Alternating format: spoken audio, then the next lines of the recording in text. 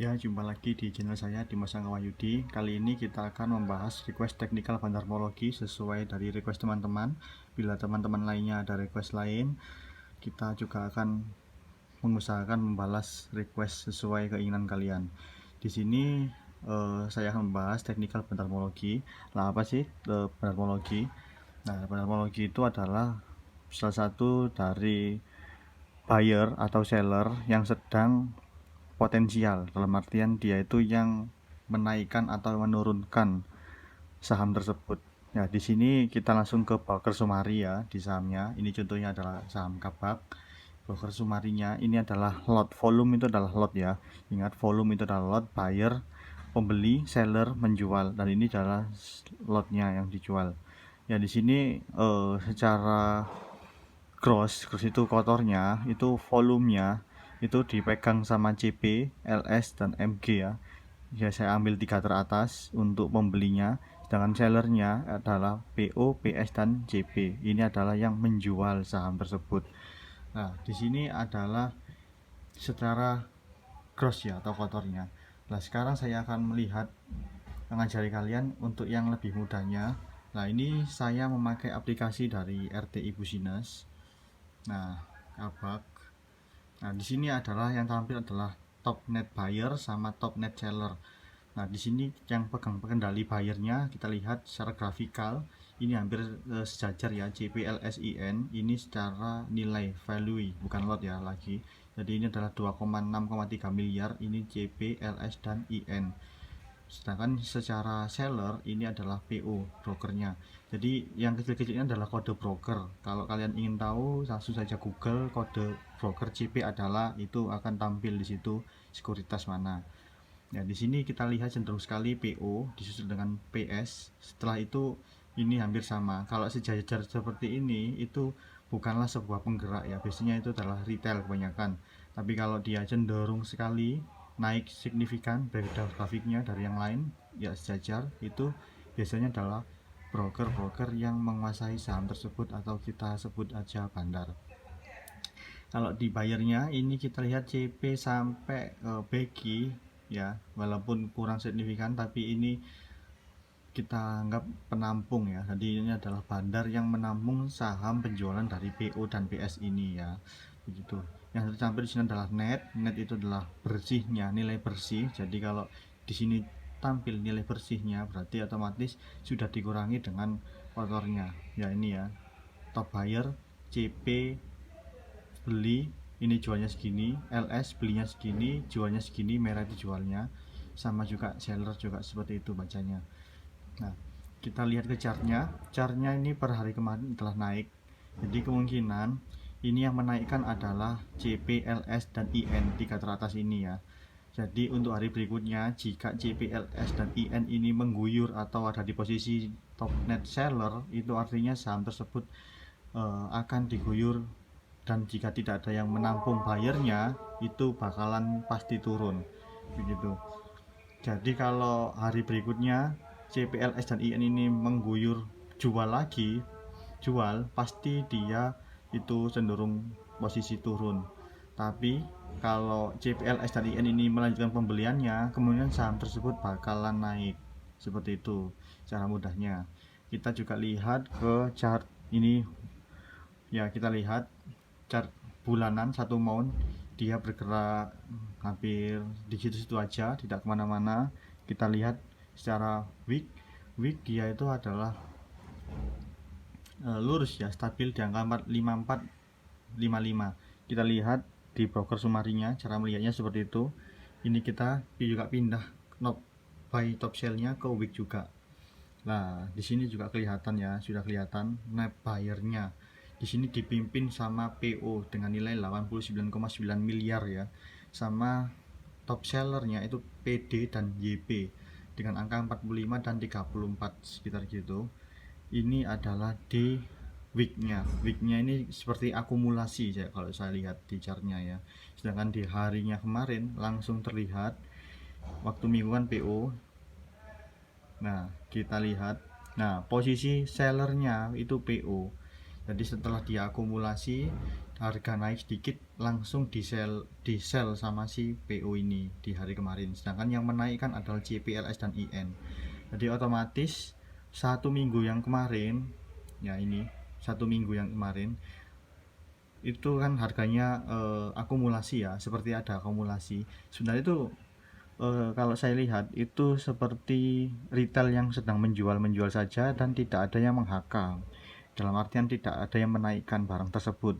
Menaikkannya adalah pada hari kemarin ya. Yang naikkan siapa? Ya ini CPLS dan IN. Sedangkan waktu mingguan itu PO ini cuman beli aja. Jadi dia cuman menampung dan tidak menghaka. Jadi yang saya sebut bandar itu dia selain menampung, dia juga harus bisa menaikkan. Dalam arti menaikkan itu dia menghaka. Haka itu bagaimana? Kita sebut ini di harga AX-nya atau harga jual 57, 58, 59, 60, 61. Harga tersebut akan bergerak jika ada orang yang beli di harga AX ini dengan lot yang besar. Itu yang saya namakan HK. Tapi kalau dia cuman menunggu di bid ini aja, di bid, dan dia menunggu harganya turun baru dia kebeli, itu namanya menunggu ya, akum, atau dia juga bisa disebut dengan retail ya, seperti itu. Nah, kita lihat frekuensinya. Frekuensi ini adalah jumlah orang yang antri. Jadi semakin kecil frekuensi tapi bidnya itu besar, berarti itu disebut dengan bandar. Atau banyak yang menyebut jika itu hilang dadakan adalah bid palsu.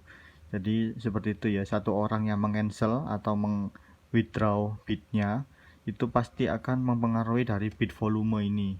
Dan frekuensinya jika itu kecil, maka itu bisa dikatakan dengan seseorang bandar yang memasang bid palsu. Jika harganya turun, pasti langsung bidnya di cancel dan aksnya langsung dihajar kiri. Seperti itu ya kalau bandar itu. Jadi ini tinggal kalian geser-geser aja chartnya berapa. Nah, kalau yang saya sendiri itu melihat yang akumulasi seperti ini, yang akumulasi siapa dan yang menaikkan siapa ya. Kita lihat yang mengakumulasi ini juga saya pindah ke week. Yang mengakumulasi itu adalah PO, tapi yang menaikkan itu adalah CPLS dan IN. Secara kondisi PO, CPO ini 89 miliar dan kemarin cuma menjual 35 miliar. Berarti dia masih punya barang sekitar 50 miliar rupiah, seperti itu. Kita lihat barang yang lain ya, saham yang lain. Kita lihat saham-saham yang lagi rame aja ya. Nah ini dia WSBP, dia di chart satu mingguan, satu week ini dia langsung cenderung naik ya, naik tajam langsung, entah ini distribusi atau akumulasi. Kita langsung lihat ke analistiknya. Nah di sini kita lihat per hari kemarin harganya naik ya, harga naik. Nah, tapi siapa yang menampung? Belinya ini YU bandarnya ya, dan yang menjual adalah SQ. Dan kita lihat di top seller weeknya secara bandarmologi ya, weeknya ini dipimpin oleh buyernya itu SQ. Sebenarnya SQ dengan angka yang sangat menyok sekali buyernya daripada seller, jadi dia lebih banyak membeli. Itu pasti cenderung ke angka bandar. Weeknya seperti itu dan day-nya SQ menjual. Nah dalam seperti ini kita lihat, ini saya simpulkan adalah distribusi ya. Jadi SQ sudah menaikkan dengan beberapa lot yang sudah dia tampung, dia beli, lalu dia juga sudah jual perlahan-lahan ditampung oleh YU. Nah selanjutnya gimana? Apakah ini akan turun WSBP? Kita lihat ini adalah ditukar. Jadi bandar saling bertukar barang di sini. Jadi bukan sekedar distribusi biasa, tapi ini adalah pertukaran barang. Jadi si YU ini menampung dengan nilai 4,9 miliar. Ini pasti menampung sisa-sisa dari SQ. SQ masih mempunyai barang. Ini kan 14 miliar dia beli. Kemarin dia cuman jual 5,7. Jadi dia selama dia belum menjual semua dan buyer ini masih bisa menampung, saham tersebut masih ada kemungkinan untuk naik. Jadi kita lihat aksi dari YU untuk hari-hari berikutnya, apakah dia akan menampung SQ, jualan dari SQ ini terus. Kalau dia menampung, YU ini akan menjadi bandar yang baru, dan selama dia melakukan pembelian maka harga akan terus naik. Tapi jika dia menjual di harga seller, di posisi seller, top net seller sangat banyak, dan di buyernya ini semuanya netnya ini lurus hampir sama ini, kemungkinan itu sudah di tahap akumulasi distribusi bandar, dan harga bakalan stabil dulu lalu dibawa turun seperti itu. Jadi selama ada yang cenderung net buyer, jadi angka buyernya naik sangat tajam seperti ini, maka saya berani mengatakan itu masih akumulasi dan juga harga masih ada potensi naik, ya begitu. Ya cukup sekian. Kalau ada yang ditanyakan lagi silakan, atau ada yang masih bingung juga silakan tanyakan. Lalu masih ada request teknikal lain, kalian juga silakan tanyakan seperti itu. Saya di sini juga tidak berani mengatakan bandar-bandar mana aja yang dari sekuritas asing, sekuritas lokal yang memainkan harga di saham tersebut, karena itu juga ada kode etiknya seperti itu. Jadi di sini cuman membahas secara gampangnya aja, siapa yang naikkan, siapa yang menjual, siapa yang akumulasi. Dari bacanya di chart ini, kalian bisa mengganti chartnya ini. Kalau chartnya itu naik, maka itu adalah bandar yang menaikkan. Tapi kalau chartnya seperti ini stabil, itu bisa akumulasi, bisa distribusi. Kalian juga lihat dari sininya, ini ya diganti, jangan lupa. Bukan yang atas ini ya, info chart, tapi yang bawah ini, top net buyer sell-nya. Ini yang diganti juga sesuai dengan kondisi chartnya itu. Kalau chartnya naik berarti itu adalah bandar yang menaikkan, tapi kalau chartnya turun itu bandar yang mengguyurnya, seperti itu. Sekian, terima kasih.